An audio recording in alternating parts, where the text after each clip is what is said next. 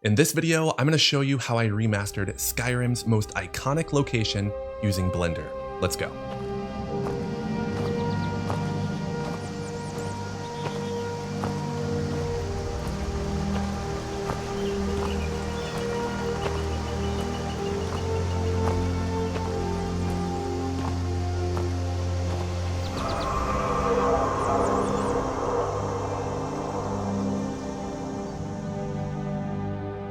Okay, how do you go about creating this? Just looking at the animation, there's a lot of different things going on. We have houses, foliage, trees, terrain, props, hard surface modeling, sculpting, texturing, animating, lighting, a lot of layers. And I'm gonna break it all down for you right now. However, if you just wanna take a shortcut into creating this scene, it's your lucky day. Because I am providing everything that I made for this environment for you guys to download. That includes the entire project file, so everything put together, and also the Skyrim Town Kit, which features all of the individual house models, and also each modular piece separated out in case you wanted to build your own custom houses. I put a ton of attention into making sure each piece is super high quality and perfectly compatible with each other. That means you can build your entire town just like Legos. If this sounds interesting to you, there's a link to my Patreon in the description where you can download and use for yourself. Okay, now let's get into the full tutorial. I often begin my videos by normalizing how overwhelming it is to start a new project. It always seems like there's a billion things going on, and I don't always necessarily know where to start. I go through this with every project until I remember that the best place to start is by creating a game plan.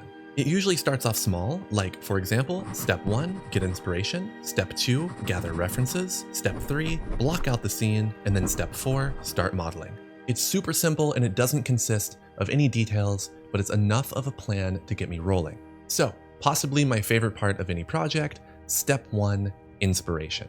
Now, since I have taken it upon myself to remaster Skyrim, it's too good of an excuse to play some Skyrim. I desperately tried not to get carried away here until I was like an hour deep into character creation and another few hours wandering around the forests and towns. A little side quest here and there.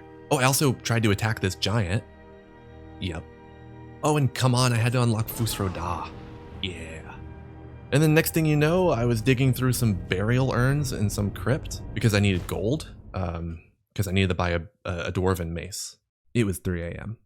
While I could have been more productive that day and night and and next day, it's actually exactly what I wanted to happen. Sometimes you can't force inspiration.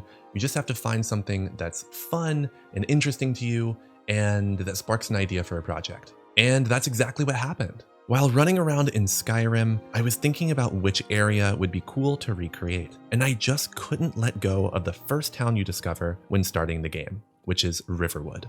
Riverwood is the same town that captured my imagination in 2011, when I was 10 years old. I was so obsessed with this game back then, and it's actually been really nostalgic to go back and experience a little bit of those feelings. So now that I know that my project is set in the lovely town of Riverwood, it's time to move on to step 2, which is gathering references. References, or basically just a collection of pictures taken of the scene you want to create, are really important to have so that you aren't just relying on your imagination during the creation process. You actually have concrete details to refer to. Okay, so how do you gather references in a game world?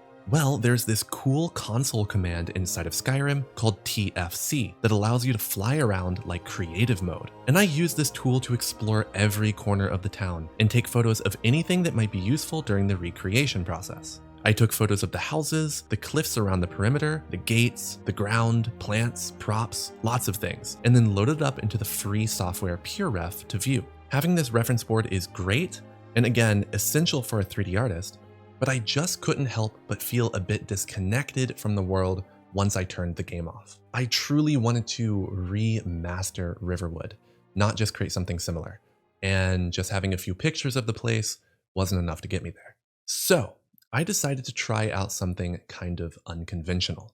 I wanted to literally rip this town straight out of the game and stick it into Blender to serve as an overpowered reference and recreation tool. Of course, I'm talking about 3D scanning. But isn't 3D scanning when you take a camera out into the real world and take tons of photos in a circular motion at different angles of an object to then turn it into a digital 3D object? Yes. But you can also use the same technique inside of a game world to capture any object you want. Using the free cam mode and also turning off the in-game HUD, I can simulate a camera inside of the game. First, I want to capture the entire environment. This will serve as a general way for me to ensure all of my objects are placed in the correct location. And then I'll capture individual houses and objects, which will be used for more precise mesh creation. I'll start recording in 4K 60 FPS for the best quality scan, and then fly around the area. When 3D scanning, it's important to move in a circular motion, always rotating your view, and start from further away and end closer to the object, just like this. Now I'll record the individual houses, starting further away, rotating, and ending closer. Here's a few of the recordings. Alright, so now how do you take these raw recordings and turn them into a 3D scan? We're going to use a free software called Reality Capture. But first, in order for Reality Capture to read the recordings, we need to convert the recordings into image sequences, and we will do that in another free software called DaVinci Resolve. Open Resolve, toss in your recordings, then we'll export the recording as a TIFF. This will turn the video into images. Now open Reality Capture, which can be downloaded from the Epic Game Store, drag in your folder full of images, in this case it's the recording I made of the entire environment, and then hit Align Images. After the alignment is finished, you get this really cool output called a point cloud. You can roughly see how it captured the environment. Now we want to convert this point cloud into a mesh, so we'll hit Calculate Model. Now we can really start to visualize the mesh we've captured, and it's looking awesome. But of course, it's missing textures. Quick warning, before texturing, I would recommend hitting Simplify with an objective of around 1 to 5 million polys so that your computer doesn't explode upon the Blender import. So, texturing. Let's hit Texture, and here's our result. So freaking cool. Okay, now you can export it as an FBX, open Blender, and import the model. We literally just kidnapped Riverwood straight out of Skyrim and plopped it down into Blender. Okay, now let's repeat this process for all of our other scans. I'll do this dude's house next, processing the recording in Resolve, importing into Reality Capture, turning it into a scanned model, exporting, and importing into Blender. Beautiful. Okay, and a few days later, I have this Blender scene, which is the main environment, as well as all the individual houses organized together. Now with my thorough scans of Riverwood, I'm feeling confident in my ability to create a proper remaster. But as with any 3D project, once a step is completed, another shows its head. And this one is potentially even more challenging. Actually taking these scans, using them as references, and creating even higher quality versions of them. My goal is to make Skyrim look as close to real life as possible. So the quality standard is really, really high here. After a few days of experimenting, I developed a pretty awesome technique for turning these scans into these high quality models.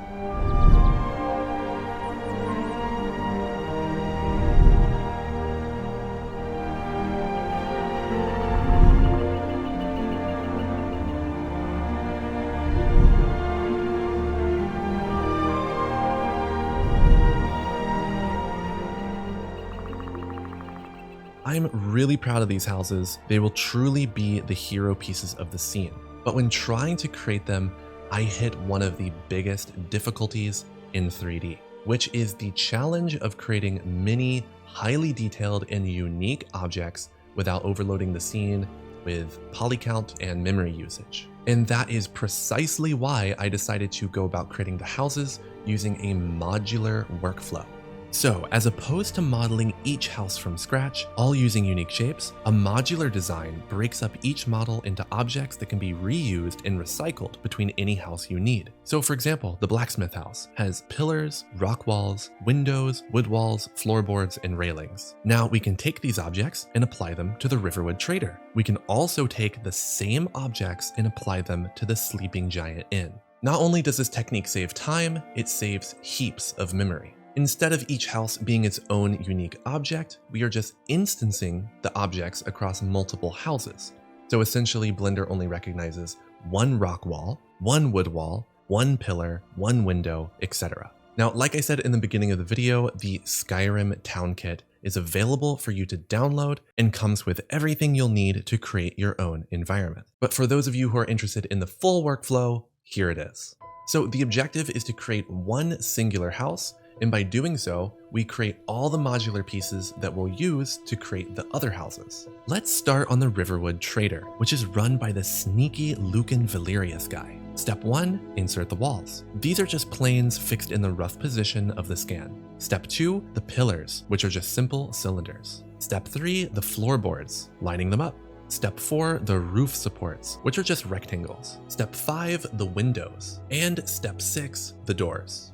Okay, so we have the main building blocks of the house in the correct locations, and now we'll add extra detail to them for realism. I decided to use sculpting for detail, which is very fun and organic. For example, here with the roof supports, I'll use the scrape tool to add nice weathered edges. Same with the floorboards, I'll just go in with the scrape tool. Other things required a bit more modeling, for example the doors, I'll just do my best to recreate the Skyrim doors with cubes, and then sculpt them afterwards for the weathered realistic look. After a few days of work, I completed the objects that make up the building, which like I said earlier, are also the pieces that will go into creating all the other buildings too. Now of course our modular house kit isn't fully finished because we have yet to add in the textures. Texturing is absolutely my favorite part of any 3D project. I feel like it's the most creative step, and it really allows me to analyze real life and figure out ways to replicate it. All the texturing for the houses was done in a software called Substance Painter. While it's entirely possible to texture in Blender too and achieve very similar results, I find the workflow in Substance to be much more flexible and efficient. The texturing stages are kind of scary. You've just spent a few days modeling, maybe even weeks, and now you have to do all of that work justice by giving them a beautiful finish. And this is, without a doubt, the moment where your models can break out of their boring white shell and turn into something with life. So how do you achieve all of this with a few texturing tools and free internet materials? I'll show you. So our houses are made up of pretty much 99% wood. That means we really need to get that material right. Let's start developing the wooden walls first, and that material can then be transferred over onto the rest of the objects. I found this great wooden wall texture on Polyhaven, so I'll drop it onto the mesh. Out of the box, it's not looking great, so let's adjust it with saturation, contrast, and levels. Nice. Now let's add in some color variation. Nothing in this world, especially if it's old and outdoors, has a consistent color and material. Everything has a bit of breakup, a bit of dirt, a bit of grunge. So let's duplicate the base material, adjust the colors to make it darker, and then mix it into the base wood using a grunge texture, much more realistic. Now let's add in some heavier dirt. This is a dirt material, just a procedural grungy brown, and then I mixed it in with more grunge textures. Sweet. Now for the last step, which is where you can really add in some character, and that is decals. I created this awesome decal pack, which is just a bunch of stains and dripping textures, and I'll paint them onto the bottom, top, and sides of the wall. Not only does this serve as a way to improve the actual texture quality and interest, but with the grunge on the edges of the walls, it can help better integrate the objects into the pillars, floor, and roof beside it. As you can see, the process for texturing is very much a layering game. Essentially, what you want to do is break it down into small steps, ensuring each step looks realistic, and then blend them together to form your final object.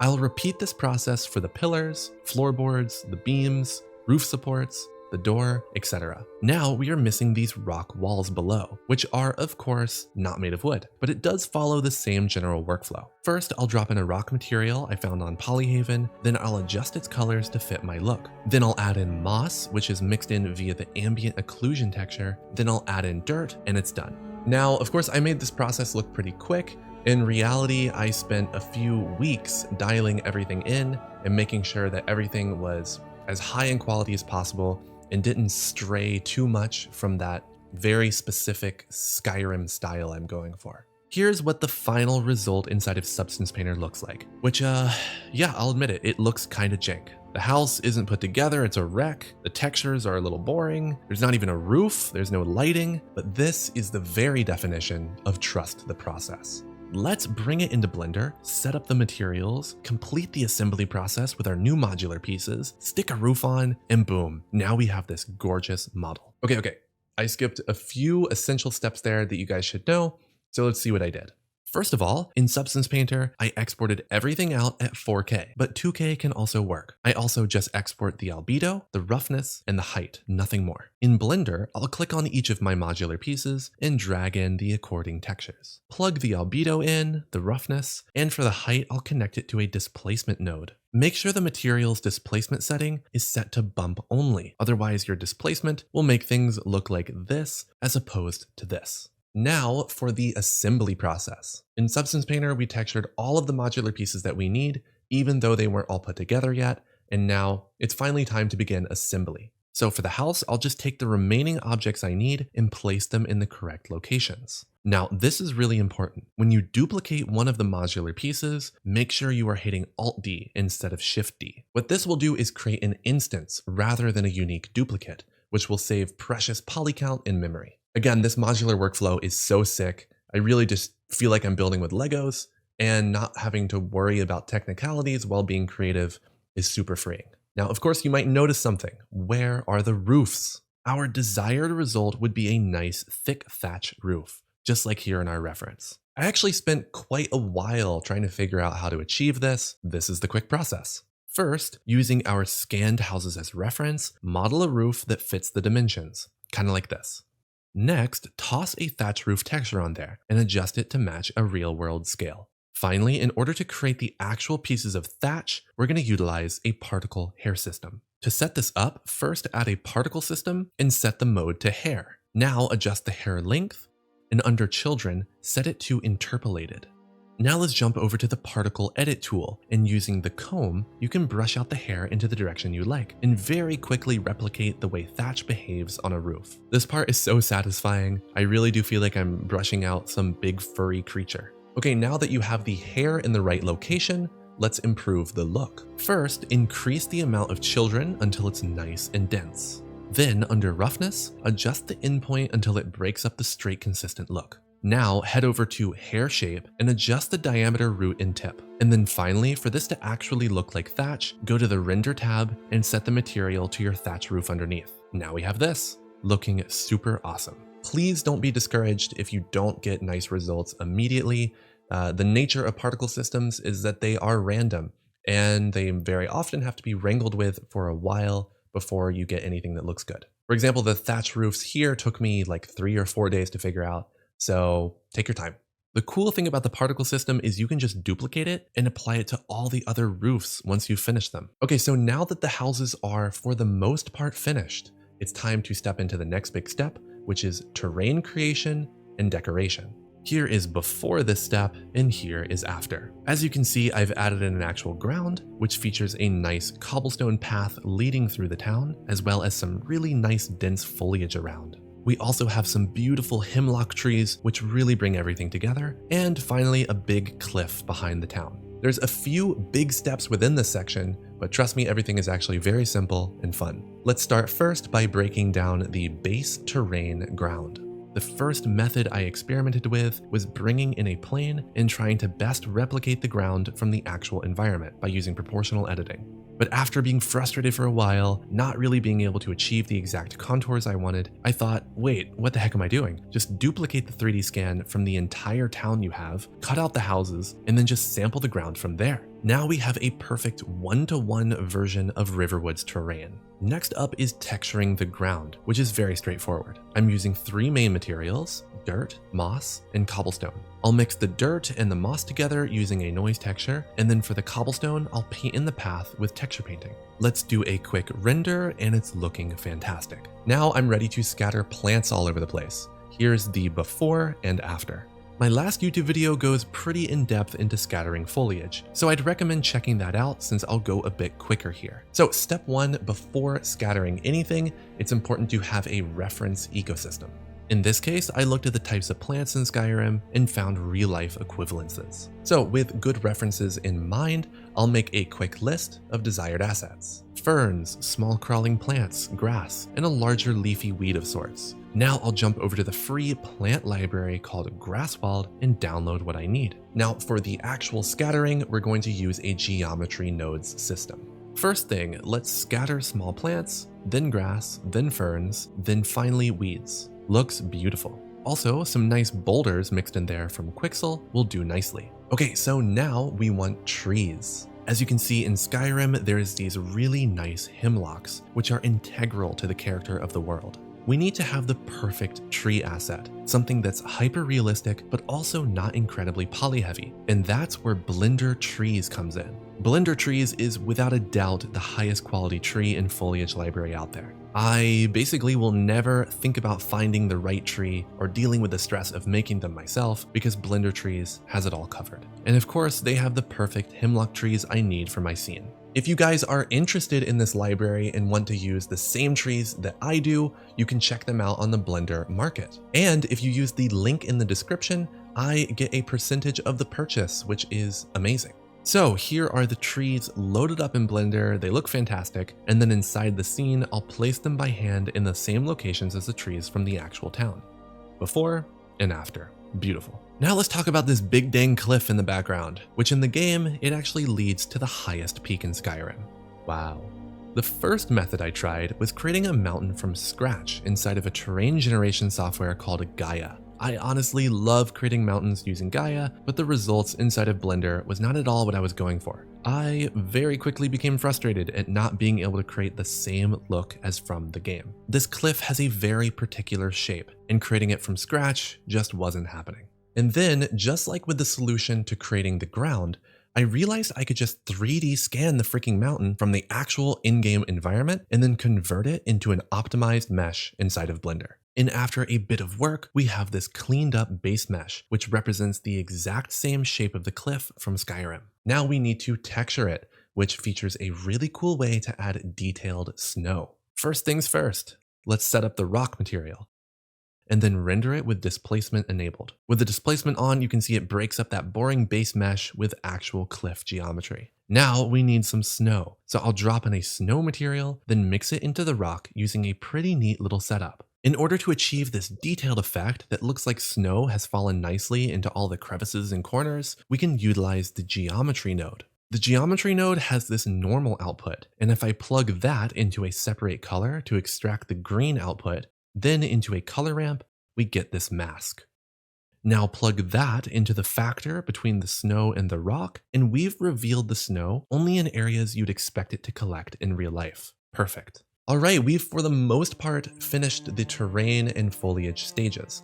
And I've gotta say, I think it's looking absolutely amazing so far. The final step in the scene is where we can bring everything to life, and that is with the props. So at the moment, the houses in the surrounding area have zero life.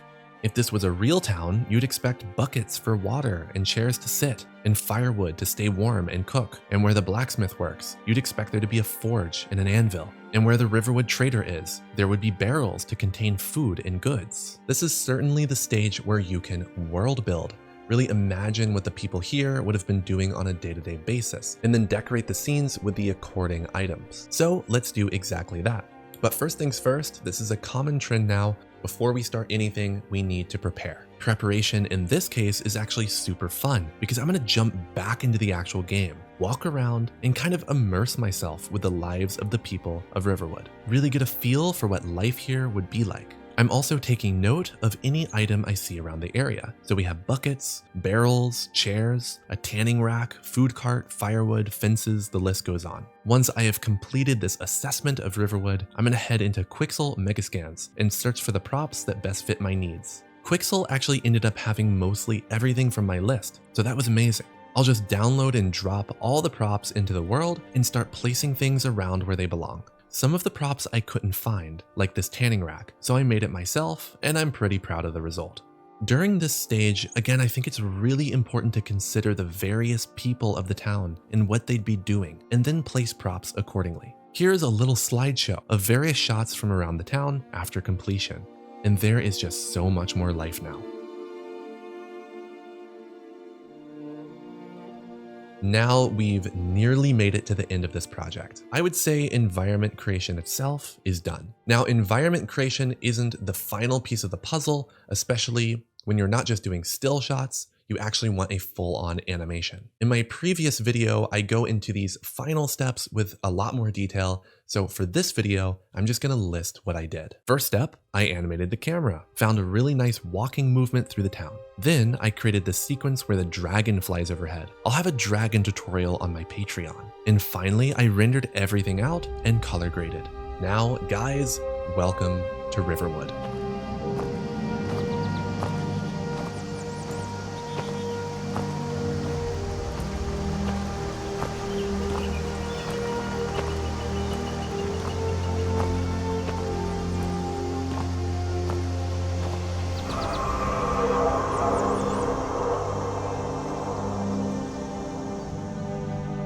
Hey, I really hope you guys enjoyed this video and got something out of it. I think my main objective with this project, of course, aside from the actual creation process, was to show you guys how important it is to work on topics that are interesting and fun to you. If the project focuses on something that you genuinely love, I guarantee you're not going to burn out. And that passion behind the idea of whatever you're creating will certainly show in the technical quality as well. So if you are a creative, a 3D artist, a sculptor, a painter, whatever it might be, and especially those of you who are first starting out, I think it's really important to base your expectations in the detail you give towards the world building rather than the technical quality. I personally believe that that is the best way to learn and the least frustrating way to create art. If you liked this video, feel free to subscribe, and I will see you in the next one.